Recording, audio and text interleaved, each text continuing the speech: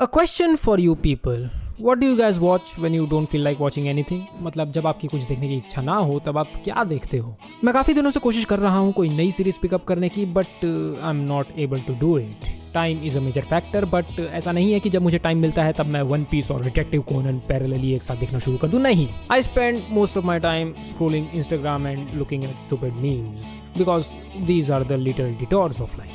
In comparison, एक full length anime series देखना would be considered a long term experience. तो ऐसे समय पे मैंने सोचा कि मैं कुछ ऐसा ही देख लूं जो little detours और long term experience दोनों में ही अकाउंट कर जाए. एंड मैंने काफी अच्छा डिसीजन लिया by watching one of the finest yet one of the most underappreciated Ghibli Studios film. Maybe because इसे Hayao Miyazaki ने स्वयं डायरेक्ट नहीं किया है. Anyways, So, Whisper of the Heart is a 1995 Ghibli Studios film directed by Yoshifumi Kondo. The music is given by Yuji Nomi and etc. blah blah blah. Well, मैंने काफी recently ही इस film को देखा है and मुझे exactly वही मिला जो मैं एक्सपेक्ट करता हूँ एक Ghibli फिल्म से. The visuals are absolutely ASMR to eyes. And उसके ऊपर जॉन डेनवर का बड़ा ही लोकप्रिय संगीत कंट्री रोड, जो कि फिल्म में कई बार सुनने को मिलता है एंड पर्सनली मेरा काफी फेवरेट सॉन्ग है. And since it's a Ghibli film, it has a lot of wholesomeness. मुझे ये कहते हुए थोड़ा सा बुरा भी लग रहा है बिकॉज मुझे पता है अगर मैं दोबारा किसी Ghibli फिल्म पर वीडियो बनाना चाहूँ तो मैं सेम चीज हर वीडियो में नहीं बोल पाऊंगा. That this film is wholesome. Okay, first is obviously that song sequence and also that whole classroom drama. मैं लिटरली ये मूवी अपने ऑफिस में बैठ कर देख रहा था एंड जब ये सारे सीन्स आ रहे थे I was sitting in the corner and smiling autistically. Well, to start off, आपने Ghibli फिल्म्स देखी हैं राइट? एक, दो या उससे भी ज्यादा. देन यू नो कि वो बहुत ज्यादा अनइवेंटफुल होती हैं, मतलब उनमें ज्यादा कुछ होता नहीं है. इन अदर वर्ड्स, कई लोगों को ये सारी मूवीज काफी ज्यादा बोरिंग लग सकती हैं. एंड ऑनेस्टली मैं भी कुछ खास एंजॉय नहीं करता इन मूवीज को देखते वक्त, but there are a few titles that just grows on you. Like grave of the fireflies first time देखने पर मुझे जरा भी सैड नहीं लगी थी, बट अगर मैं उसे आज रिवॉच कर लूं तो मैं भैया शब्द सुन के ही खत्म हो जाऊंगा. एंड ऑल्सो स्पिरिटेड अवे का मेन ट्रैक, जिसे सुनकर मुझे बचपन के ऐसे ऐसे मोमेंट्स याद आते हैं जो मेरे साथ कभी हुए ही नहीं.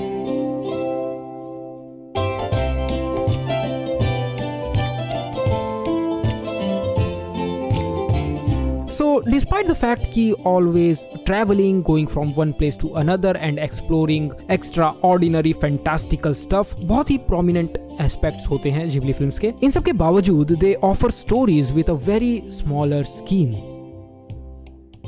लाइक कैसे princess Mononoke is a story about human corruption and उनका ये बिलीफ कि इस संसार में जितने भी अवेलेबल रिसोर्सेस हैं उन पर सिर्फ और सिर्फ इंसानों का अधिकार है. ये मूवी इतना सब कुछ एक्सप्लोर करती है सिर्फ और सिर्फ अपने मिड सेक्शन में, लेकिन जब आप इसकी बिगिनिंग और एंडिंग को दोबारा रिवॉच करेंगे तब आपको पता चलेगा कि the main anchor point is still the main characters. And whisper of the heart उसके भी एक कदम आगे है. ये एक full on slice of life coming age drama है जिसमें कोई भी फैंटास्टिकल सेटिंग या एलिमेंट नहीं है. It's just 90s Tokyo with real people doing real things. And अगर मैं इसे कम शब्दों में आसान भाषा में डिस्क्राइब करना चाहूँ तो मैं कहूंगा कि this story is the making of an artist. Shizuku एक एस्पायरिंग राइटर है. एज अ राइटर शिजुकू काफी ज्यादा कॉम्पिटेंट है, उसके अंदर काफी ज्यादा पोटेंशियल भी है, ऐसा उसके आसपास के लोग कहते हैं, but she does not listen to them. उसे अपनी कला पर भरोसा नहीं है. She is self critical. And जब वो इस फिल्म के मेल प्रोटैगनिस्ट से मिलती है, यस इसमें रोमांस भी है, the male protagonist is a person with a direction in life, जिसे पता है कि उसे लाइफ में क्या करना है. And after meeting such a person are self doubting Shizuku starts feeling a lot of complex emotions. हाँ, वो वाला इमोशन भी, बट बात सिर्फ इतनी ही नहीं है. इन्फीरियोरिटी कॉम्प्लेक्स कोई ऐसा इंसान ही फील कर सकता है जिसे एक समय पर अपने आप पर बहुत ज्यादा भरोसा था, बट जैसे जैसे उसने दुनिया देखनी शुरू की उसे पता चला कि दुनिया में और भी लोग हैं जो कि उससे बेहतर हैं. एंड इस हार्ड हिटिंग रियलिटी को रियलाइज करते ही उस इंसान को सदमा लगता है एंड सदमे से आता है self doubt, lack in confidence and फिर उसके बाद आता है inferiority complex.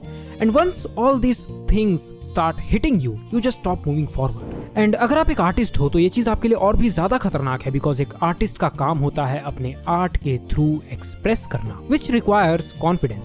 You know, the grass is green, water is wet. If you're just starting, your first work isn't going to be perfect. So have the confidence of telling yourself that you will do better next time, which means that you will not stop learning. अगर constantly self doubt करते रहोगे तो work कभी शुरू नहीं कर पाओगे, and अगर हमेशा परफेक्शन चेज करते रहोगे तो वर्क कभी फिनिश नहीं कर पाओगे. एज एन आर्टिस्ट आपकी सोच आपकी कला का स्रोत है, बट देयर आर टाइम्स जब आपकी सोच ही आपकी कला की बेड़िया बन जाती है. So after meeting the male protagonist, Shizuku का self doubt और भी ज्यादा बढ़ जाता है, but she also receives one thing, and that is inspiration.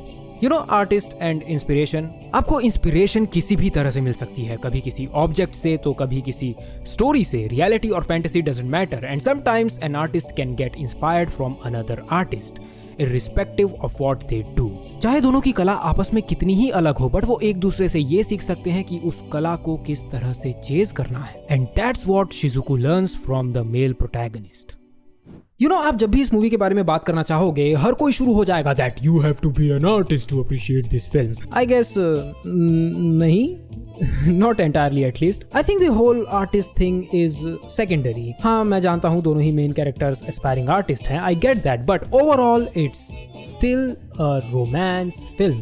हर तरह से इस मूवी का जो रोमांस वाला पार्ट है वो हर दूसरे एस्पेक्ट को आउटवे करता है, एंड दैट्स सैड बिकॉज जो पूरा रोमांस वाला एस्पेक्ट था इस फिल्म का वो काफी ज्यादा अंडर डेवलप्ड तो नहीं, बट हाँ, it received a very rushed conclusion. उसके कंपैरिजन में the whole artist thing was subtle yet way more fascinating and well presented. But anyways, जो भी हो, it's still a very good watch. Definitely watch it and try to show it to kids, because in the end every Ghibli film is made for kids. हाँ, होंगी एक दो adults के लिए भी, but majority of them are still for kids, and that's why they are pure.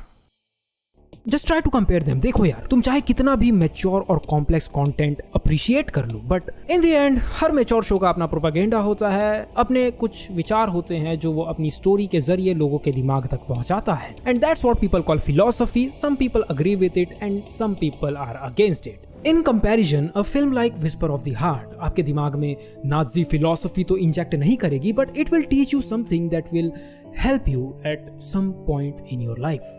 अगर आप इस मूवी से कुछ सीख पाते हो तो आप उसे अपने जीवन में कहीं ना कहीं अप्लाई जरूर करोगे, बिकॉज आपको जरूरत पड़ेगी, डेफिनेटली पड़ेगी. And when the time comes when you apply that lesson somewhere in your life, आप पीछे मुड़कर इस फिल्म को उस छोटे से लेसन के लिए अप्रिशिएट भी नहीं करोगे, because at the moment you will think that you were capable of taking that action.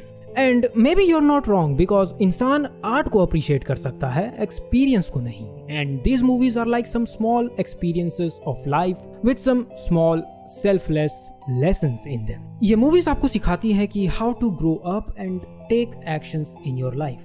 And honestly, that's just art in its purest form.